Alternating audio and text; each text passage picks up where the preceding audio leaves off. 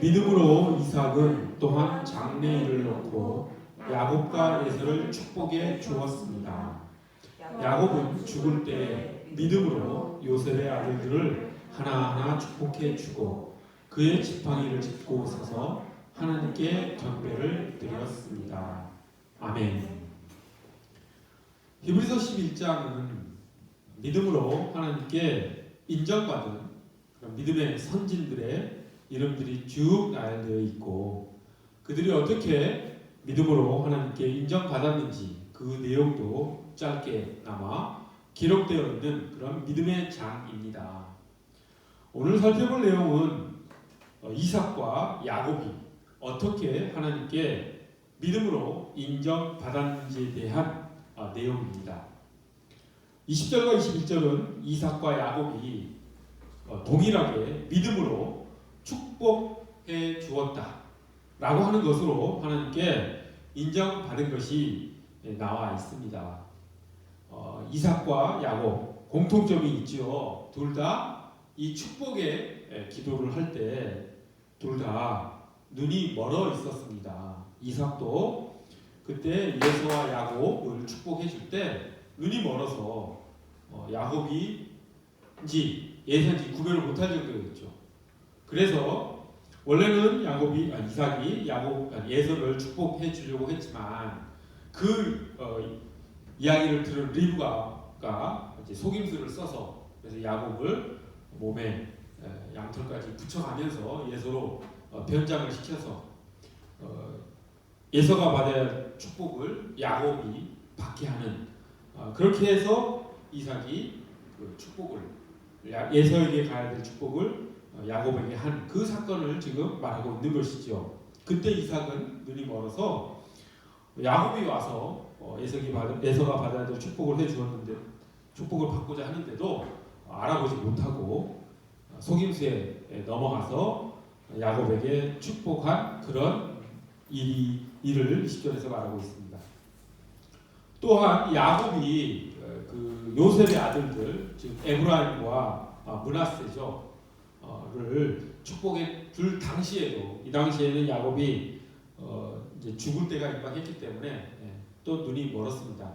그 당시에는 아마 백내장 같은 것을 치료할 수가 없어서 나이가 많이 들면 앞을 보지 못하는 경우가 대단히 많이 있었을 것입니다. 저도 개인적으로 백내장을 앓고 수술을 하기 전에 앞이 희미해지는 경험이 있었기 때문에 이 이삭과 야곱이 눈이 멀었다는 것이 어떤 의미인지 좀 이해가 됩니다. 그런데 야곱은 그 요셉의 아들들 므낫세와 에브라임을 축복할 때 눈으로는 볼 수 없었지만 물리적으로 구별을 못했지만 영적으로 므낫세와 에브라임을 정확하게 구별하고 축복 기도를 해주지요. 그래서 이삭의 축복과 야곱의 축복은 공통점이 있었는데 그 첫 번째가 눈이 멀은 상태에서 그리고 기도를 했다라고 하는 것 하나. 그 다음에 두 번째는 흥미롭게도 예서가 장자이고 그리고 야곱이 차자이죠. 쌍둥이긴 하지만 이삭도 둘째를 첫째보다 앞세워서 축복을 했고 또 야곱도 자신의 손자죠. 므낫세와 에브라임을 축복할 때 므낫세가 장자인데 에브라임을 먼저 축복하지요. 에브라임이 둘째임에도 불구하고 먼저 축복을 합니다. 오른손을 얹어서 에브라임을 축복을 하고 왼손을 얹어서 므낫세를 축복을 합니다.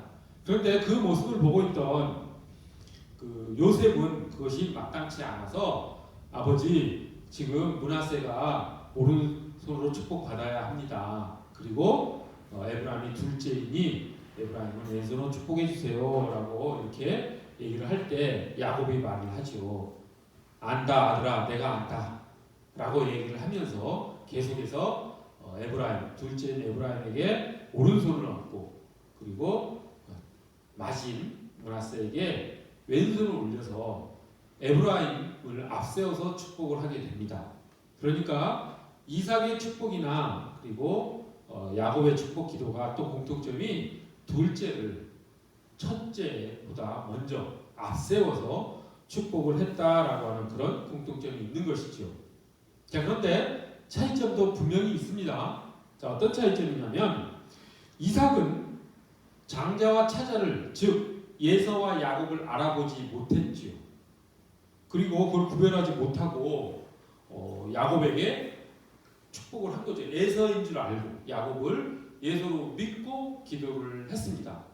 하지만 야곱은 물리적인 눈은 그 손자들의 얼굴을 구별하지 못했지만 영적인 눈으로 그들을 구별을 해서 누가 누구인지를 정확하게 알고 기도 축복을 했다라고 하는 것을 우리가 알 수가 있습니다. 그 점이 차이점인 것이죠.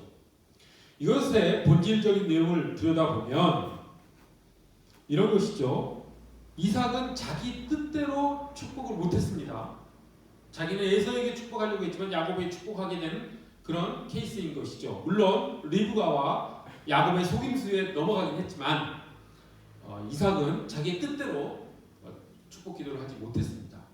하지만 야곱은 자기의 뜻대로 차자인 에브라임을 우선 축복하는 그런 일을 했죠. 이 점은 차이점이죠.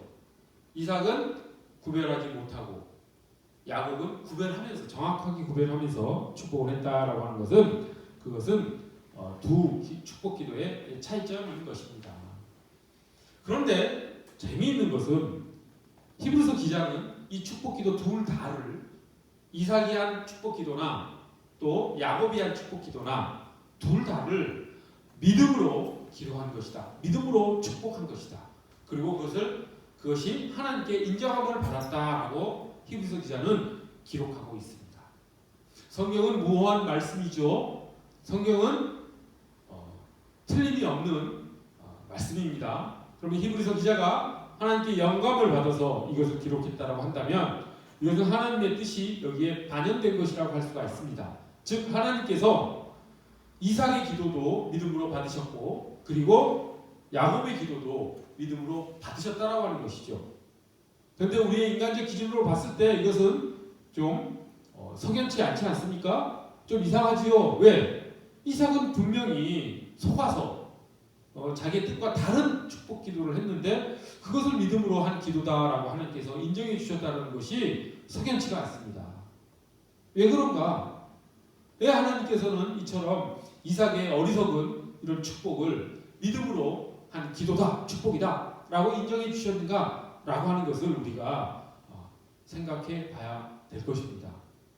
우리가 성경을 읽다가 우리의 생각으로 어떤 의문이 들거나 이건 좀 이상한데 라고 하는 생각이 드는 그런 구절이 있다면 그 구절은 횡재, 아주 큰 하나님의 뜻을 우리가 깨닫게 되고 그 말씀에 또 순종하게 되는 아주 좋은 구절이라는 것을 우리가 알았으면 좋겠습니다. 이렇게 인간적으로 생각했을 때 이삭의 이 기도, 속아서 한 기도까지도 축복까지도 하나님께서 믿음으로 인정해 주시네? 이게 뭐지? 라고 하는 의문이 들었다면 그것을 뚫고 들어가서 하나님의 뜻을, 그 안에 담긴 하나님의 뜻을 우리가 알아낸다면 우리는 더 깊은 하나님의 그 마음을, 하나님의 생각을 알아낼 수 있는 좋은 찬스, 기회라고 하는 것이죠. 오늘도 그런 하나님의 마음을 우리가 잘 알고 그것을 우리 삶 속에 적용해서 우리의 진정한 믿음을 빚어나가는 그런 말씀이 되기를 간절히 소원합니다. 왜 하나님께서는 그렇게 속아 넘어간 이삭의 어리석은 기도를 이 믿음으로 인정해 주셨는가 라고 하는 점. 자, 우리는 이것을 어떻게 이해해야 되느냐.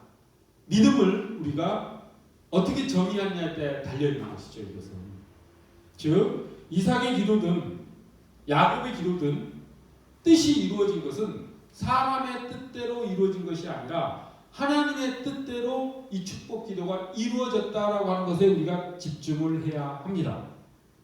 하나님께서는 예서가 아닌 야곱의 뜻을 두셨죠. 예수님이 오실 그 메시아의 그 선조로서 이 예서가 아닌 야곱을 선택하신 것이고 또 그 뒤에 물론 그 뒤에 또 그것은 이제 예수님의 후손하고는 직접 관련은 없지만 에브라임과 그 므낫세도 하나님께서는 에브라임을 더 우선하셨다라고 하는 그 하나님의 뜻이 이 축복 가운데 그대로 관철되었다라고 하는 것. 이삭의 뜻대로 그 축복이 이루어진 것이 아니라 하나님의 뜻대로 그 축복이 이루어졌다라고 하는 것. 또 야곱도 마찬가지죠. 근데 야곱의 축복은 복이 되는 것은 더 좋은 것은 하나님의 뜻과 야곱의 뜻이 일치했다라고 하는 것이죠. 이삭은 사람의 뜻과 하나님의 뜻이 틀렸지만 하나님의 뜻이 관철된 경우이고, 야곱의 기도는 야곱의 뜻과 하나님의 뜻이 일치해서 하나님의 뜻대로 축복했다라고 하는 공통점과 차이점이 동시에 존재한다라고 하는 것이죠. 중요한 것은 이삭의 축복이든 야곱의 축복이든 그 가운데 하나님의 뜻이 이루어졌다라고 하는 것에 우리가 주목해야 된다라고 하는 것입니다. 그러니 믿음이란 하나님의 뜻에 순종해 나아가는 것이다 라고 하는 것을 우리가 알 수가 있는 것이죠.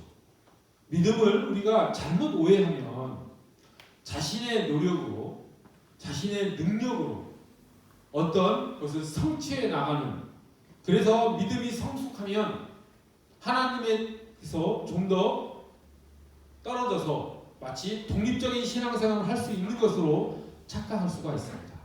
그건 믿음이 아니죠.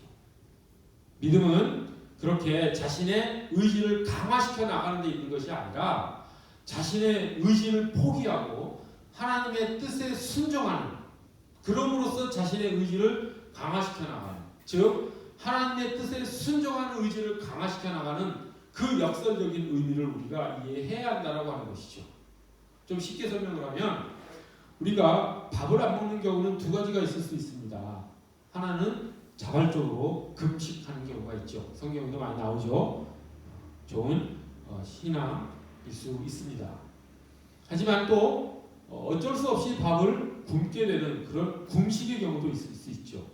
금식과 굶식. 이 두 가지 중에서 영적으로 위험한 것은 금식이 더 위험할 수 있습니다. 왜냐하면 금식은 자신의 의지를 강화시켜서 하나님께 내 뜻을 관철시키려고 하는 그런 의도가 담겨있기 때문이죠. 물론 성경에 나오는 금식하는 그런 여러 믿음의 선진들은 그런 생각으로 한 게 아니죠. 나의 생명까지도 하나님께 맡겨드리고, 그리고 나의 그 빈곤함을, 나의 필요를 하나님께 아랜다라고 하는 그런 피조물의 자세로서 금식을 하는 것이지, 금식을 마치 내가 기도 제목을 놓고 이 기도를 반드시 이루어야 되겠다라고 하는 내 의지를 하나님께 드림으로써 내가 어떤 것을 성취한다라고 하는 그런 금식 기도라고 한다면 그건 성경적이지 않습니다. 그건 믿음이 아닙니다. 그건 자기 욕망을 위해서 하나님을 수월시키는 것이지, 그래서 올바른 그런 믿음이 아닌 것이라고 하는 것이죠. 그런 면에서 어쩔 수 없이 굶게 되는 금식의 상황에서 내 의지를 포기하고 그때 내가 음식을 먹지 못한 것에 대한 불만을 하지 않고 이런 상황이 벌어진 것에 대해서 어떤 불평을 버리지 않고 그 상황을 받아들이고 그리고 자신의 할 일을 해 나가는 그런 금식의 경우에 하나님께 순종하면서 나가는 것이 더 영적으로 유익할 수 있다라고 하는 것이죠. 믿음이란 이런 것이라고 하는 것입니다. 믿음은 자기의 뜻을 관철해 나가는 과정이 아니고, 믿음은 하나님의 뜻에 순종하며 나아가는 길이라고 하는 것을 우리는 본문을 통해서 알 수가 있는 것입니다. 이삭이 리브가에게 그리고 야곱에게 속아서 자기 뜻과는 다른 축복을 했지만 하나님께서 그 축복을 믿음으로 받으신 이유가 무엇이겠습니까? 그 축복은 하나님의 뜻에 따른 축복으로 나타났기 때문인 것이지요. 그와 같이 야곱의 자기 손자들에 대한 축복도 하나님께서 믿음으로 받으신 것은 그 야곱의 기도가 야곱의 생각과도 일치하는 기도였지만 하나님의 뜻과도 일치하는 축복이었기 때문에 그것 또한 믿음으로 받으셨다고 하는 것입니다.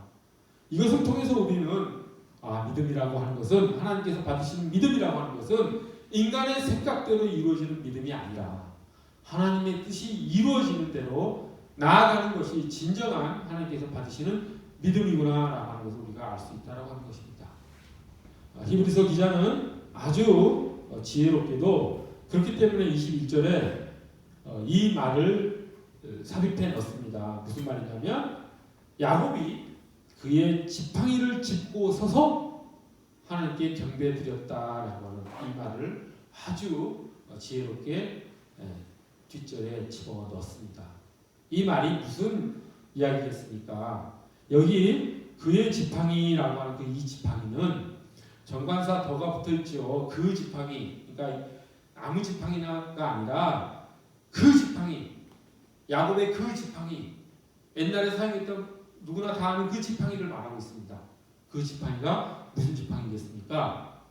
야곱이 짚었던 그 지팡이, 야곱이 언제부터 지팡이를 짚었죠? 그것은 야복 강가에서 야곱이 하나님과 씨름을 하면서 하나님께 때를 쓰다가 하나님께서 이 야곱의 의지를 꺾지 못하셔서 어떻게 하셨습니까? 허벅지 관절을 쳐서 이제 탈골이 허벅지 관절이 어긋나게 되어서 그 뒤로부터 야곱은 이제 지팡이를 짚고 다녀야 되는 그런 장애인이 된 것이죠. 그때의 그 지팡이를 말합니다. 왜 히브리서 기자가 야곱의 지팡이를 여기서 언급을 하고 왜 야곱이 그 지팡이를 짚고 서서 하나님께 경배드렸다라고 하는 이 말씀을 왜 삽입했겠습니까? 야곱이 그때 야복 강가에서 하나님께 허벅지 관절이 탈골될 그런 치심을 당한 이후에 야곱의 삶이 생애가 완전히 뒤바뀌었기 때문이라고 하는 것이죠. 그 이후에 지팡이를 짚고 나아갔던 야곱의 삶이 진정한 믿음의 삶이라고 하는 것을 지금 히브리서 기자는 우리에게 암암리에 말해주고 있는 것입니다. 여러분, 야곱은 어떤 사람입니까? 정말 좀 심파적으로 얘기를 하면 야곱은 야망과 집념의 사나이지요. 자기가 원하는 것은 수단과 방법을 가리지 않고 어떻게든 그것을 성취해내려고 하는 그런 야망을 반드시 이뤄내려고 하는 그런 집념이 강했던 인물이 야곱인 것을 우리는 잘 알고 있습니다. 자신이 사랑했던 라헬을 얻기 위해서 얼마나 노력을 했는지 우리 잘 알고 있습니다. 장자권을 얻기 위해서 아버지의 축복 기도를 받기 위해서 야곱이 어떻게 행동했는지 우리 잘 알고 있습니다. 라반 삼촌 밑에서 20여 년간을 지내면서 어떻게 부를 쌓았는지 그런 것들을 우리가 잘 알고 있기 때문에 정말 야곱은 심파적으로 말씀드리자면 야망과 집념의 사나이였다. 그런데 그 야망과 집념이 언제 꺾였습니까? 야복 강가에서 하나님께 허벅지 관절을 이렇게 탈골이 된 다음에 이제 지팡이를 짚고 걸을 수밖에 없는 자신의 상태를 이제 보면서 그 지팡이를 보면서 야곱은 무슨 생각을 했겠습니까? 믿음이란, 신앙이란, 하나님의 자녀란 하나님께 의존하는 그런 존재다. 내가 내 뜻을 가지고 내 뜻을 관찰하려고 살았던 지난 그 세월의 그 삶은 믿음이 아니었구나. 이제 이 지팡이를 짚고 나아가는 내 삶, 하나님께 의존할 수밖에 없는 내 삶이 진정한 신앙이구나 라고 하는 걸 깨달았겠지요. 그것이 점점점 깊어지는 것이 그 이후 야복 강가에서 탈골된 다음 이후의 삶인 것이죠. 그 이후로 야곱은 서서히 변하기 시작하고 그래서 결국 오늘 본문에서와 같이 죽음이 임박해서 눈이 보이지 않는 그런 상황에서도 하나님의 뜻을 분별해서 에브라임이 누군지 므낫세가 누군지 눈으로 보이지 않지만 하나님의 뜻을 분별하는 영적인 능력으로 하나님께 의존하는 그런 믿음으로 축복을 올바로 했다라고 하는 그런 믿음의 길에 들어서게 된 것이죠. 이처럼 믿음이라고 하는 것은 믿음이 성숙하면 성숙할수록 자신의 독립성이 높아지는 것이 아니라 하나님에 대한 의존성이 더 깊어진다라고 하는데 믿음의 본질이 있다라고 하는 것이죠. 우리가 믿음이 아주 깊은 사람은 하나님의 어떤 뜻을 묻지 않고 스스로 독립해서 의사결정을 하고 실천해 나갈 수 있는 능력이 있는 사람의 믿음이 사람이다. 이렇게 생각한다면 그건 기독교죠. 성경적 믿음이 아닙니다. 믿음이 성숙해지고 더 깊어질수록 하나님께 대한 의존성이 더 커지고 높아지는 것이 진정한 믿음이라고 하는 것이죠. 그런 측면에서 믿음은 이렇게도 또 바라볼 수 있는 측면이 있습니다. 어떤 측면이냐면 우리가 또 착각하는 것 중에 하나가 믿음이 깊어지면, 믿음이 성숙하면 어떤 죄를 짓지 않는 사람으로 바뀔 것이다 라고 생각하는 착각이 있습니다. 교만하지요. 믿음이 성숙한 사람은 죄에 대한 유혹도 받지 않을 것이라고 생각하는 착각을 합니다. 그렇지 않지요. 예수님께서도 광야에서 사단에게 유혹을 받으셨는데 우리의 믿음이 아무리 높아지들 사단의 유혹을 받지 않을 수 있겠습니까? 유혹을 받는 존재로서 우리는 천국에 가기 전까지는 계속 살아야 된다는 인간의 존재론적 한계가 있는 것이지요. 그래서 그런 착각하지 맙시다. 우리 믿음이 높아졌다고 해서, 우리 믿음이 자란다고 해서 우리가 마음속에 죄악된 생각이 일어나지 않는다든지 어떤 잘못된 유혹을 받지 않는다든지 이런 아무런 죄를 짓고 살지 않는 존재로 쫙 변한다든지 하는 것으로 생각하는 건 아주 큰 착각입니다. 어떤 사람이라 할지라도 죄를 지을 수밖에 없고 유혹을 받을 수밖에 없는 존재로서 우리는 이 땅에서 살아야 할 수밖에 없다는 존재라고 하는 것이죠. 그러면 믿음이 성숙한 사람들은 그 상황을 어떻게 받아들이느냐? 그걸 잘 알죠. 자기네 한계를, 자신의 존재적 한계를 너무나 믿음이 성숙하면 성숙할수록 잘 알기 때문에 자신이 죄를 지을 수밖에 없는 존재라는 것을 너무도 잘 알기 때문에 죄를 극도로 혐오하게 됩니다. 미워하게 되고 두려워하는 존재들이 믿음이 성숙한 사람들이라고 하는 것이죠. 성인들을 보십시오. 자그마한 죄로 그들이 그렇게 벌벌벌 떠는 이유는 그 죄가 자신의 삶을 어떻게 파괴하고 자신의 영혼을 어떻게 무너뜨릴지를 너무나 잘 알고 있기 때문에 자그마한 죄에도 그렇게 아주 민감하게 반응하는 것이지, 자신이 그 죄를 짓지 않은 존재가 되었기 때문에 그 죄에 대해서 교만하게 대하지 않습니다. 이거 잘 우리가 신앙생활 데 있어서 명심하고 이것을 잘 생각하면서 우리 신앙생활 해야 될 줄로 믿습니다. 왜냐하면 그렇게 믿음을 착각한 사람들 중에서 말년의 삶이 아주 잘못된 경우가 많이 있죠. 그러니까 솔로몬의 삶을 보십시오. 그 지혜로운 기도를 드렸던 그 솔로몬이 말년에 어떻게 됐습니까? 이방 여인들과 그 결혼 생활을 하고 뭐 국제 정세상 그 주변 국가들과 어떤 외교 관계를 맺기 위해서 당시 왕들이 어쩔 수 없이 이방 여인들과 결혼할 수밖에 없었다는 그것을 인정한다 하더라도 솔로몬이 그 이방 여인들을 아내로 맞이하면서 굳이 그 이방 신들에게 제사 지내는 것까지 인정할 필요는 없었죠. 그런데 솔로몬은 그것을 인정해 버리고, 그래서 솔로몬은 말년에 온통 이스라엘이 우상숭배로 가득 차버리는 나라가 되는 것을 방치해버리지 않았습니까? 그 지혜로웠던 솔로몬이 왜 그렇게 변했겠습니까? 교만했기 때문인 것이죠. 자신이 그렇게 하나님과 깊은 교제를 믿고 하나님께 지혜로운 기도를 드렸던 그 솔로몬이 그렇게 말년이 엉망이 된 것은 그렇게 자신의 존재에 대한 교만함에 있었지 않을까 저는 생각해 봅니다. 다윗도 마찬가지죠. 다윗이 10년이 넘는 기간을 광야에서 사울에게 쫓기면서 그 고난 가운데 어려움 가운데 있을 때는 오로지 한 분 하나님만 바라보면서 그 살았던 그 믿음의 신앙이 왕이 되자, 그리고 북이스라엘도 통합시키고 나자 이제 마음이 다 풀어져 버리죠. 그리고 당시 왕으로서는 할 수 있었던 그런 일들을 그냥 죄라고 생각하지 않고 그냥 해버리지 않습니까? 그러다가 밧세바를 범하게 되는 그런 씻을 수 없는 죄를 다윗이 지게 되는 것이죠.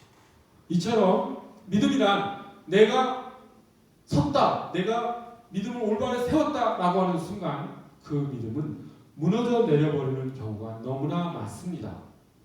우리가 믿음의 조상으로 알고 있는 아브라함도 그 나이가 들어서 하나님께 이삭을 바치는 그 위대한 믿음의 행동을 했던 그 아브라함도 그 이후에 교만해져서인지 그 여인을 또 첩으로 두고 또 다른 자식들을 낳지 않습니까? 나이가 100살이 넘었는데 다른 여인을 또 아내로 맞이해서 또 자식들을 놓을 필요가 있었겠습니까? 아브라함조차도 그처럼 하나님께서 원하시는 일부 일처제를 하나님께서는 성경을 보면은 그 당시 고대 사회에서는 관습적으로 인정을 했지만 하나님의 뜻은 일부 일처에 있다는 것을 우리가 성경을 쭉 읽어보면 누구나 다 알 수 있죠. 그렇다면 사라와 행복하게 살면 될 것을 또 다른 여인을 첩으로 맞아들여서 그렇게 하나님의 뜻에 어긋나는 삶을 살 필요가 있었겠습니까? 없었죠. 근데 왜 아브라함이 그런 말년의 삶을 살았겠습니까? 교만함이 있었다는 것이죠. 자신은 이삭을 바친 만큼 하나님의 뜻에 순종한 믿음을 가진 사람이다 라고 하는 교만함이 아브라함의 마음속에 없었겠습니까? 저는 그런 교만함이 있었기 때문에 아브라함이 말년에 그런 잘못된 행동을 했었다라고 생각을 합니다. 이처럼 믿음이란 자기가 성숙되었다, 성장되었다, 자랐다라고 생각하는 순간 교만함이 같이 쑥 들어와서 우리의 믿음이 무너져 버리게 되는 그런 우가 잘못을 범할 수밖에 없는 것이라고 하는 것 우리가 꼭 기억했으면 좋겠습니다.